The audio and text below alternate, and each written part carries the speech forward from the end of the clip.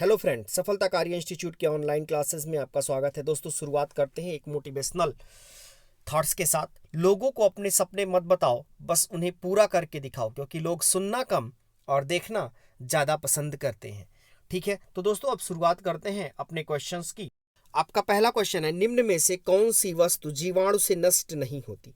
Option number A है गोबर, B पौधों की पत्तियां, सी खाद्य पदार्थ और डी प्लास्टिक। तो दोस्तों आपके पास ऑप्शन है गोबर, पौधे की पत्तियां, खाद्य पदार्थ और प्लास्टिक। तो दोस्तों प्लास्टिक यह जीवाणुओं से नष्ट नहीं होगा। ऑप्शन नंबर डी आपका सही हो जाएगा। ऑप्शन नंबर डी आपका सही हो जाएगा। अब प्लास्टिक के साथ मान लीजिए अगर लोहा भी है तो लोहा भी नहीं नष्ट हो सकता है, फिर शीशा अगर है तो वह भी नहीं नष्ट हो सकता है। ठीक है दोस्तों, ऐसी तमाम प्रकार की धातु हैं। अगला क्वेश्चन देखते हैं। कह रहा है पॉलीथीन की थैलियों को नष्ट नहीं किया जा सकता क्योंकि वे बनी होती है। ऑप्शन नंबर ए है न टूटने वाले अणुओं से, ऑप्शन नंबर बी है अकार्बनिक यौगिकों से, ऑप्शन नंबर सी है पॉलीमर से और ऑप्शन नंबर डी है प्रोटीन से। तो दोस्तों जो पॉलीथीन की थैलियां होती हैं वह किससे बनी होती हैं? पॉलीमर से। किससे बनी होती हैं दोस्तों? पॉलीमर से। ऑप्शन नंबर सी आपका सही हो जाएगा। ठीक है, और पॉलीमर एक बहुलक होता है किसका दोस्तों? एथिलीन का। किसका बहुलक होता है? एथिलीन का। और एथिलीन जो सूत्र है, एथिलीन का सूत्र होता है वह होता है C2H4। C2H4। ठीक है, और अगर एक बात और पूछे कि पॉलीथीन मूलतः किनके अणुओं से बना होता है, तो कार्बन एवं हाइड्रोजन के अणुओं से बनता है। किसके? कार्बन एवं हाइड्रोजन के अणुओं से बनता है। ठीक है, अगला क्वेश्चन देखते हैं। उर्वरक के अत्यधिक प्रयोग से होता है। उर्वरक के अत्यधिक प्रयोग से होता है। ऑप्शन नंबर ए मृदा प्रदूषण, ऑप्शन नंबर बी जल प्रदूषण, ऑप्शन नंबर सी वायु प्रदूषण और ऑप्शन नंबर डी उपर्युक्त सभी। तो दोस्तों उर्वरक के अत्यधिक प्रयोग से मृदा प्रदूषण भी होगा, जल प्रदूषण भी होगा और वायु प्रदूषण भी होगा। तो इसमें आपका ऑप्शन नंबर डी उपर्युक्त सभी जो है वह सही हो जाएगा। ठीक, जब आप उर्वरक का दोस्तों अधिक प्रयोग करेंगे, ठीक है, तो मृदा तो प्रदूषित होगी, यह तो जनरली एकदम साधारण सी बात है। लेकिन दोस्तों सिंचाई आप करेंगे, ठीक है, तो उससे आपका जल, ठीक है, खाद उर्वरक आपका जल में मिलके, ठीक है, और जल को प्रदूषित करेगा, जल पृथ्वी में अवशोषित होगी। ठीक है, फिर वह वायु में जाएगी तो उसको वायु भी प्रदूषित होगी। ठीक है दोस्तों, क्योंकि आप कहीं भी अगर आप खेतों के बगल में जाएंगे और अगर उर्वरक का छिड़काव हुआ है, ठीक है, अगर जैविक उर्वरक का छिड़काव हुआ है दोस्तों, ठीक है, तो आप देखेंगे कि जो है वहां से एक दुर्गंध आती है। ठीक है, तो क्या है, वह वायु को भी प्रदूषित करती है। चलिए अगला क्वेश्चन दोस्तों कह रहा है ग्रीन मफलर संबंधित है। मोस्ट इंपॉर्टेंट क्वेश्चन दोस्तों, ग्रीन मफलर बहुत पूछा जाता है एग्जाम में कि ग्रीन मफलर किससे संबंधित है। तो ऑप्शन नंबर ए मृदा प्रदूषण से, बी वायु प्रदूषण से, सी ध्वनि प्रदूषण से, डी जल प्रदूषण से। तो दोस्तों ग्रीन मफलर किससे संबंधित है? बताएं, ग्रीन मफलर किससे संबंधित है? ध्वनि प्रदूषण से। किससे संबंधित है? ध्वनि प्रदूषण से दोस्तों ग्रीन मफलर संबंधित है। किससे संबंधित है? ध्वनि प्रदूषण से। चलिए ऑप्शन नंबर आपका यहाँ सी हो जाएगा, ध्वनि प्रदूषण। अच्छा, ग्रीन मफलर है क्या दोस्तों? यह आपको बता सकते हैं ग्रीन मफलर है क्या आखिर। दोस्तों ध्यान दीजिएगा कि ग्रीन मफलर यह जो है बड़े बड़े पौधों को, ठीक है, विशालकाय हरे पौधों को, ठीक है, ध्वनि प्रदूषण वाले क्षेत्रों में रोपित कर दिया जाता है। ठीक है, और क्योंकि उनमें ध्वनि तरंगों को अवशोषित करने की क्षमता होती है, ठीक है, पौधों में, ठीक है, और वह ध्वनि प्रदूषण को नियंत्रित करते हैं। तो यही जो है ग्रीन मफलर है। यही क्या है? Green muffler. ठीक है, तो अगला क्वेश्चन आपका कह रहा है कि ध्वनि प्रदूषण को मापने हेतु, ध्वनि प्रदूषण को मापने हेतु निम्नलिखित में से किस इकाई का प्रयोग करते हैं? ध्वनि प्रदूषण को मापने हेतु निम्नलिखित में से किस इकाई का प्रयोग करते हैं? ऑप्शन नंबर ए है nanometers, option number B decibel, option number C hertz और ऑप्शन नंबर डी उपयुक्त में से कोई नहीं। तो ध्वनि प्रदूषण को मापने हेतु किस इकाई का प्रयोग किया जाता है दोस्तों? डेसिबल का। किसका प्रयोग किया जाता है? डेसिबल अर्थात डीबी का प्रयोग किया जाता है। तो आपका ऑप्शन नंबर बी सही हो जाएगा। आपका ऑप्शन नंबर बी दोस्तों सही हो जाएगा, डीबी डेसिबल। ठीक, ध्यान दीजिएगा कि आखिर में ध्वनि प्रदूषण, ठीक है, किसे कहते हैं? क्या हम बोल रहे हैं तो यह भी ध्वनि प्रदूषण है?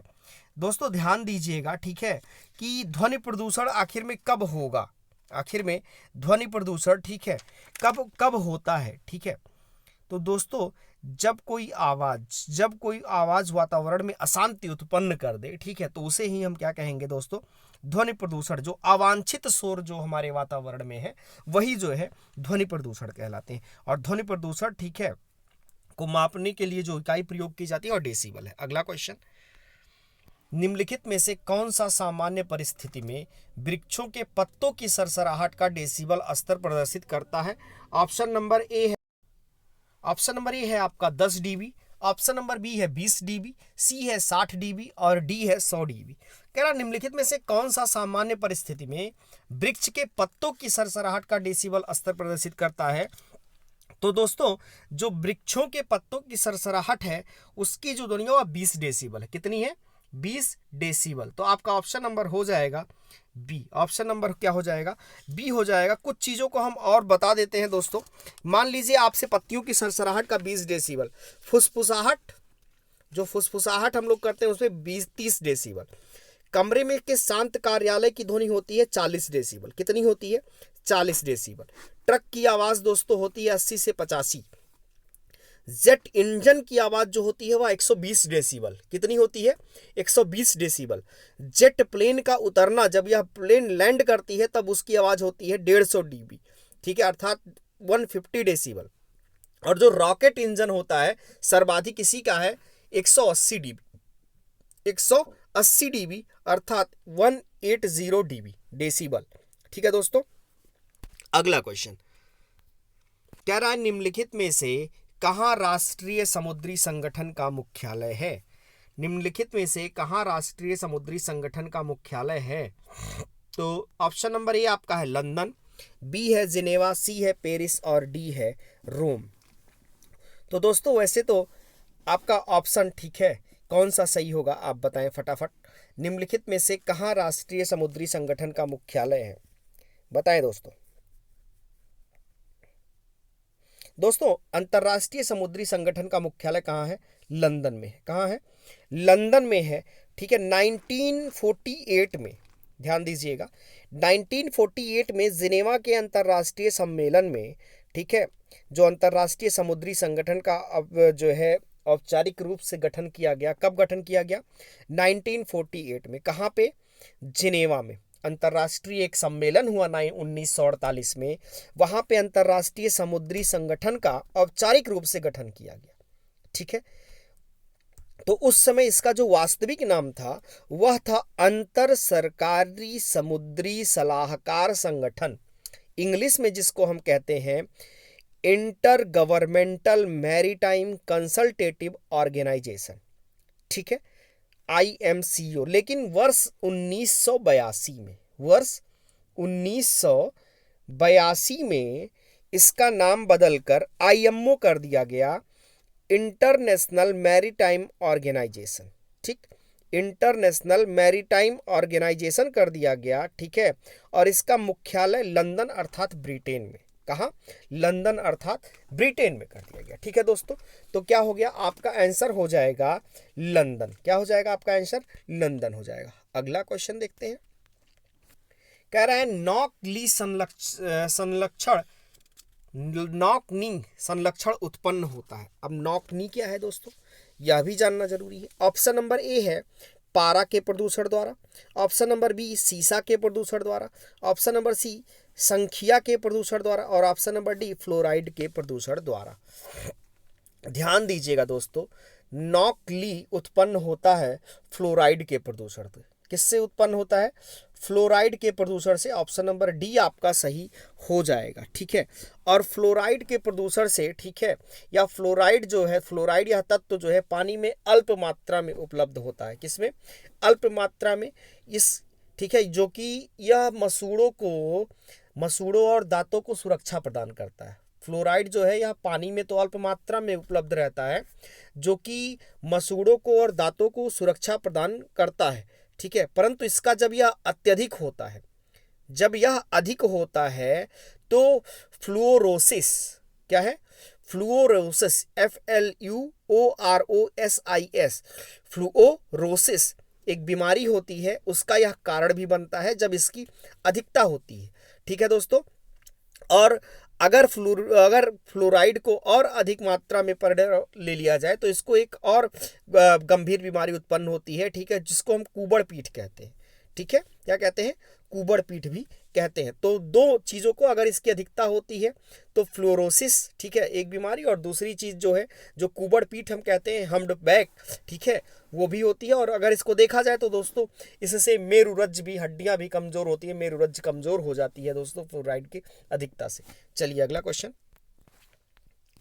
कह रहा, निम्नलिखित में से कौन से भारत के कुछ भागों में पीने के जल में प्रदूषक के रूप में पाए जाते हैं? ऑप्शन नंबर 1 है आर्सेनिक, बी है सॉर्बिटल, तीसरा है फ्लोराइड, चौथा है फॉर्मेल्डिहाइड और पांचवा है यूरेनियम। तो दोस्तों नीचे दिए गए कूट का सही प्रयोग करें कहा गया है। तो पूछा जा रहा है कि निम्नलिखित में से कौन से भारत के कुछ भागों के पीने के जल में पाए जाते हैं? तो आर्सेनिक, क्या यह पाया जाता है? दोस्तों आर्सेनिक तो पाया जाता है पानी में भारत में। ठीक, फिर दूसरा कह रहा है सॉर्बिटल, तो सॉर्बिटल पाया जाता है? नहीं पाया जाता। फ्लोराइड अभी हमने आपको पिछले क्वेश्चन में बताया पाया जाता है। फॉर्मेल्डिहाइड नहीं पाया जाता। यूरेनियम यह पाया जाता है। तो देश में दोस्तों लगभग कौन कौन से राज्य हैं वह जान लीजिए। ठीक है, मणिपुर, त्रिपुरा, उड़ीसा, मेघालय, झारखंड, मध्य प्रदेश।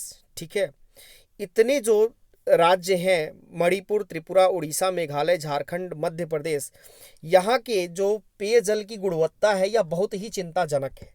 ठीक है, और यह मान के चलिए कि भारत की जो 85% आबादी है वह भूजल पर निर्भर करती है।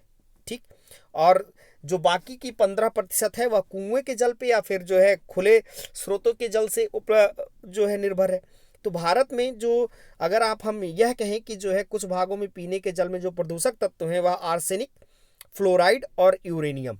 तो आर्सेनिक, फ्लोराइड और यूरेनियम अर्थात कौन कौन सा ऑप्शन हो गया? पहला, तीसरा और पांचवा। तो ऑप्शन नंबर सी आपका सही हो जाएगा। आर्सेनिक, फ्लोराइड और यूरेनियम यह पानी में जो है भारत के कुछ भागों में पाए जाते हैं। अगला क्वेश्चन कहला है, भारत के समुद्री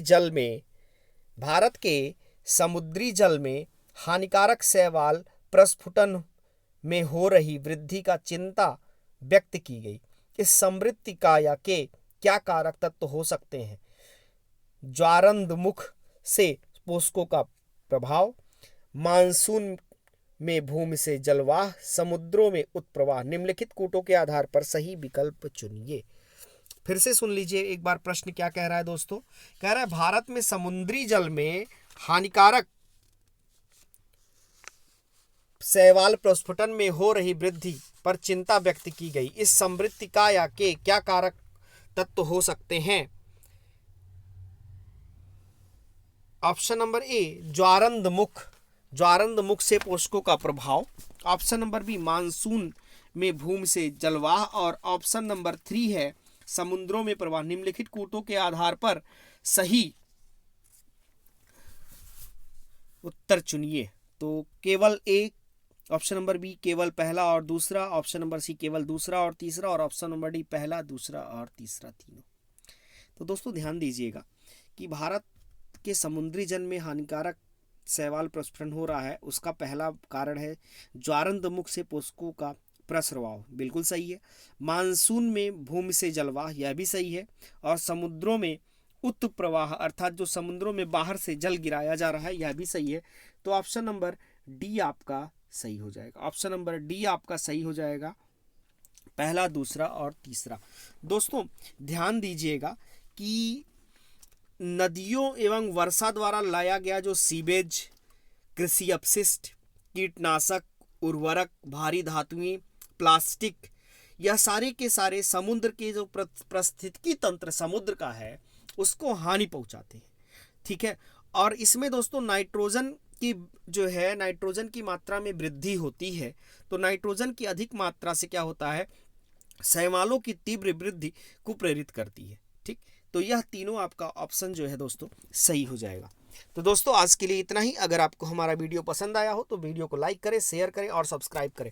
दोस्तों हमारी क्लासेस ऑनलाइन तो चल ही रही हैं और जल्द ही आपको, ठीक है, और भी बेहतर सुविधाएं ऑनलाइन की मिलेंगी, तो सुविधा का लाभ उठाएं। और जो है क्लासेस जैसे आपको चल रही हैं उस हिसाब से अभी और भी क्लासेस आपको मिलनी बाकी हैं दोस्तों, क्योंकि प्रेजेंट टाइम पे आपको संविधान की क्लास मिल रही है, कुछ करंट अफेयर्स की मिल रही है, मैथ्स की मिल रही है, रीजनिंग की मिल रही है। लेकिन कुछ समय के पश्चात आपको यह इंडिविजुअल टीचर्स के द्वारा सारी क्लासेस उपलब्ध करा दी जाएंगी दोस्तों। तब तक के लिए धन्यवाद।